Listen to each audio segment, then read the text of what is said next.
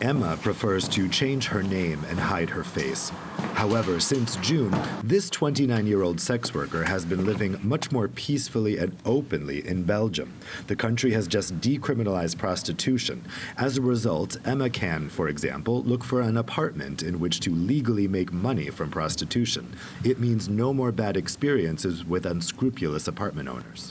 I was paying 1,600 euros a month, all in cash, of course. He hadn't even registered the lease for 40 meters squared. Emma will also be able to benefit from the same status as any independent worker. I'll be able to contribute for unemployment, and I'll be able to pay into a retirement fund. Belgium is the first European country to pass a law allowing anyone to register as an independent sex worker, the second in the world after New Zealand. Next door in the Netherlands, prostitution is legal but not so straightforward. In fact, in the Netherlands, you have to meet a whole list of conditions to be able to be considered a sex worker. There are plenty of people who don't meet these conditions, which means most work under the radar. But opponents of this law are worried that it fails to protect the victims of sexual exploitation. The project still provides for the criminalization of pimping, but the problem is the definition of it.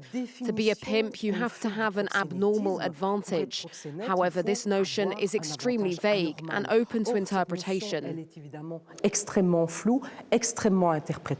an argument rejected by Belgium's justice minister. This new regime is only for independent sex workers and not for employees, who are the most exposed to the risk of sexual exploitation.